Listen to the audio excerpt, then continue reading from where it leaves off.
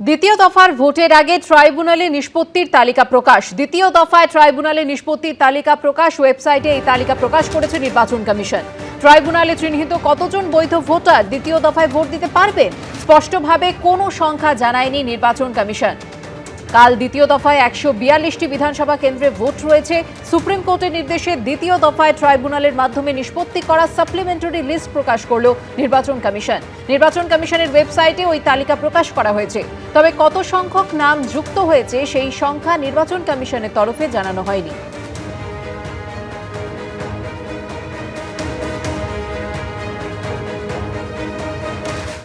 একদিকে বিজেপি প্রার্থীর গাড়িতে ভাঙচুর করা হলো, অন্যদিকে হামলা চলল তৃণমূল সাংসদের গাড়িতে। দ্বিতীয় দফার ভোটের আগে উত্তপ্ত হয়ে উঠল হুগলির গোঘাট। দুই ঘটনায় গ্রেপ্তার করা হয়েছে বেশ কয়েকজনকে। বিক্ষিপ্ত অশান্তির মধ্যে মোটের উপর শান্তিতে মিটেছে প্রথম দফার ভোট, কিন্তু দ্বিতীয় দফার আগেই ফিরল সেই অশান্তির ছবি। একদিকে বিজেপি প্রার্থীর গাড়িতে ভাঙচুর, অন্যদিকে তৃণমূল সাংসদের গাড়িতে হামলা।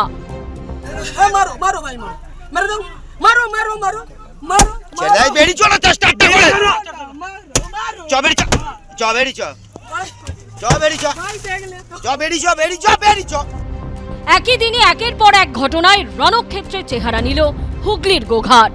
সোমবার সকালে বিজেপির প্রচার ঘিরে উত্তপ্ত হয়ে ওঠে গোঘাটের বড়মা এলাকা। এদিন সেখানে প্রচারে যান বিজেপি প্রার্থী প্রশান্ত দিগার। সেই সময়ই সংঘর্ষে জড়িয়ে পড়েন বিজেপি ও তৃণমূলের কর্মী সমর্থকরা। ভাঙচুর চালানো হয় বিজেপি প্রার্থীর গাড়ি সহ একাধিক গাড়িতে। আমরা নির্দিষ্ট রুটে প্রচার করছি। আমাদের ছেলেরা যখন বড়মা গ্রামে ঢুকে, এখানকার জেহাদিরা, তৃণমূলের জেহাদি যারা আছে, সেই জেহাদিগুলো একেবারে হামলা করে 7 থেকে 8টা 4 চাকাকে একেবারে ভেঙে চুরমার করে দিয়েছে। যে গাড়িগুলো এখানে প্রচার এসছে, প্রত্যেকটা গাড়িতে লোহার রড, বাস এবং বম চার্জ করতে করতে আমার গ্রাম ঢুকছে। পুলিশ ও কেন্দ্রীয় বাহিনী গিয়ে পরিস্থিতি সামাল দেয়। আটক করা হয় বেশ কয়েকজনকে।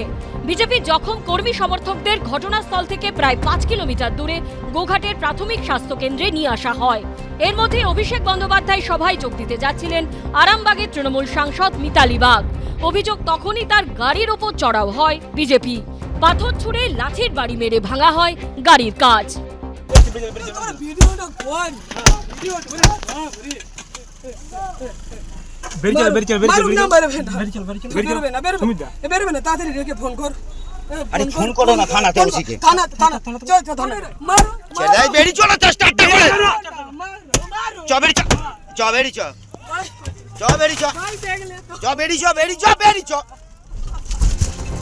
তৃণমূল সাংসদ মিতালি বাগকে আরামবাগ মেডিকেল কলেজ হাসপাতালে ভর্তি করা হয়।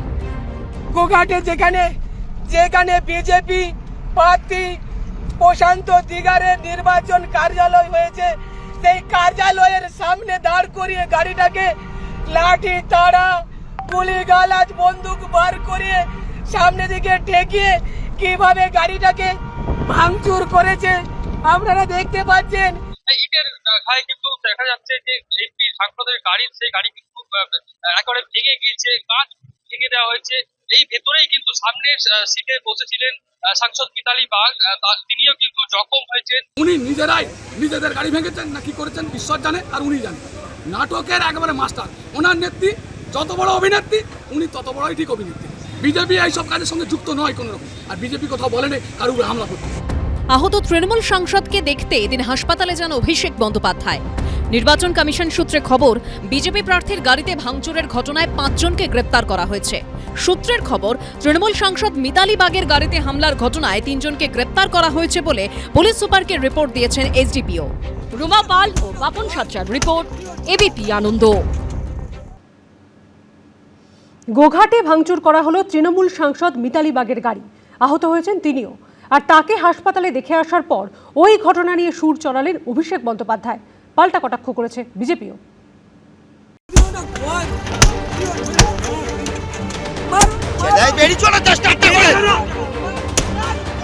দ্বিতীয় দফার ভোটের আর কয়েক ঘন্টা বাকি। এরই মধ্যে আরামবাগের তৃণমূল সাংসদ মিতালি বাগের গাড়িতে হামলা হলো হুগলির গোঘাটে। পাথর, লাঠির বাড়িতে ভেঙে চুরমার করে দেওয়া হলো কাঁচ। মারো মারো মারো মারো, বেরিয়ে চলে চেষ্টা করে। চবেরি চ জখম হয়েছেন তৃণমূল সাংসদ মিতালি বাগ।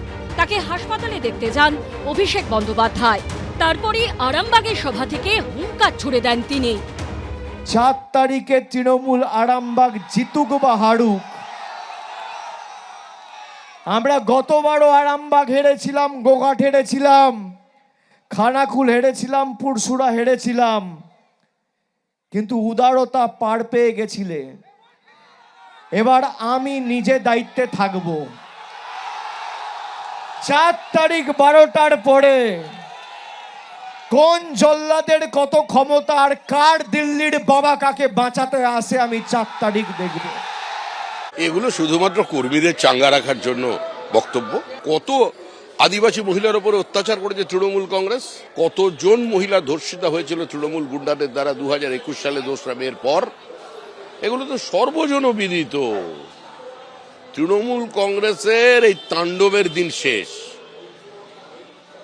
বেলা 12টার পরে কে কোথায় বেড়াতে চলে যাবেন সেটা তো সময় বলবে। এই তরজার মধ্যেই গোঘাটে তৃণমূল সাংসদের গাড়ির ওপর হামলার ঘটনা নিয়ে নির্বাচন কমিশনকে রিপোর্ট দিয়েছেন জেলা শাসক। সূত্রের দাবি, রিপোর্টে দাবি করা হয়েছে প্রাথমিক ধারণা দলীয় অন্তর্দ্বন্দ্বের কারণে এই ঘটনা ঘটতে পারে। পুলিশ সিসিটিভি ফুটেজ সংগ্রহের চেষ্টা করছে। বর্তমানে পরিস্থিতি শান্তিপূর্ণ। একটা ঘটনা একজন তৃণমূল কংগ্রেসের খুনের ঘটনা একটা পরিবারকে এনে দাঁড় করিয়ে দিক তৃণমূল কংগ্রেস, যারা বিজেপির দিকে আঙুল তুলবে। হাওড়ার তপন দত্ত থেকে শুরু হয়েছিল, তখন থেকে তৃণমূলকে মারতে শুরু করেছে। এখন চলে যাওয়ার সময় নিজেদের কর্মীকে মারছে। আমরা স্তম্ভিত হয়ে দেখলাম এরকম একটা প্রাণঘাতী আক্রমণ হলো একজন মহিলা শিডিউল কাস্ট সাংসদের উপর।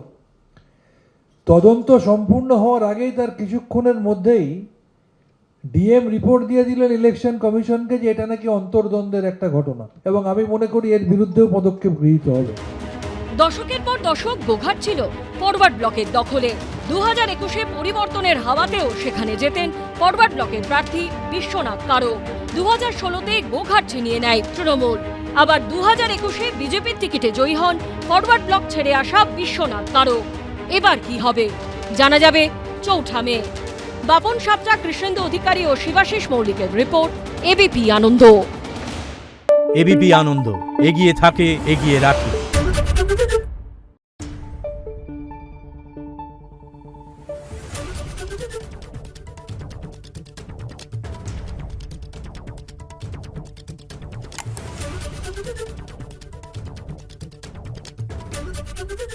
পালিয়েছে তাই নাকি? রাত্রে বাংলা গুজব চায় না, বাংলা খবর চায়। বাংলা খবর, বাংলার খবর।